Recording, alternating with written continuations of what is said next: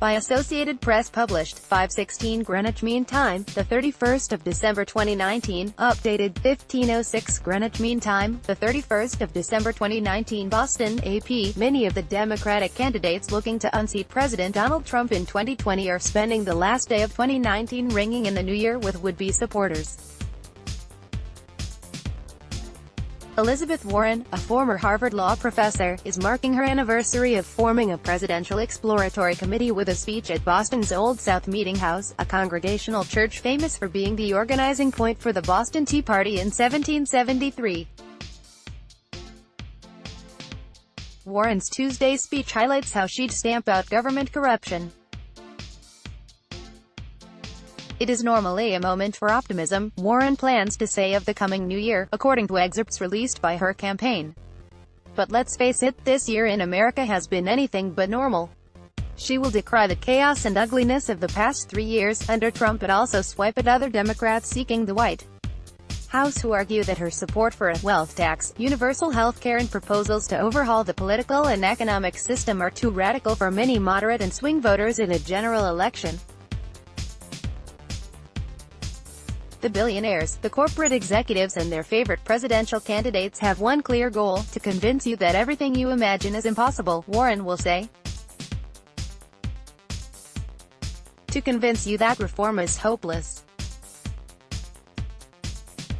To convince you that because no one can be pure, it's pointless to try to make anything better. That last bit refers to a squabble between Warren and Mayor Pete Buttigieg of South Bend, Indiana.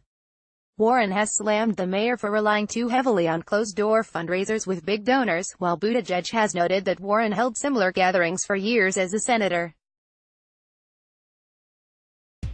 Warren counters that she's evolved. Vermont Sen. Bernie Sanders, another liberal voice in the race, is holding a year-end news conference followed by an evening, big New Year's bash, featuring what the campaign describes as Prince's longtime backing band, in Des Moines, the capital of Iowa, which holds its lead-off caucuses on February 3. Also campaigning in Iowa is New Jersey Senator Cory Booker, who has a pair of house parties on Tuesday afternoon. Democratic presidential candidate Sen. Elizabeth Warren, DMAS, speaks to volunteers during a stop at her campaign headquarters, Saturday, December 28, 2019, in Des Moines, Iowa. AP photo, Charlie Niebergall. Businessman Andrew Yang has invited supporters to mark midnight at a late-night party in New Hampshire, which is set to hold the first primary, on February 11. Minnesota Senator Amy Klobuchar is doing an afternoon town hall in New Hampshire, while Colorado Sen. Michael Bennet also is campaigning in the state. The crush of events reflects how little time there is to spare before voting begins. Even though campaigning ground to a near halt for Christmas Eve and Christmas, candidates are betting voters will be more amenable to their messages on the final day of the year. "You've got to use every minute," said Kelly Dietrich, founder and CEO of the National Democratic Training Committee, which trains candidates and staff all over the country. Not everyone is getting into the New Year's Eve action. Former Vice President Joe Biden campaigned Monday in New Hampshire but had scheduled no public events Tuesday. Buttigieg's New Year's Eve calendar similarly clear of public events. Most of the candidates also don't have events scheduled for New Year's Day, though former Massachusetts Gov.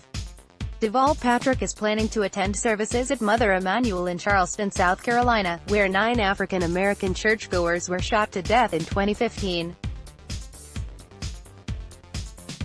Dietrich said that sometimes activities like door-knocking can be more effective for candidates during the holidays since many people are home from work.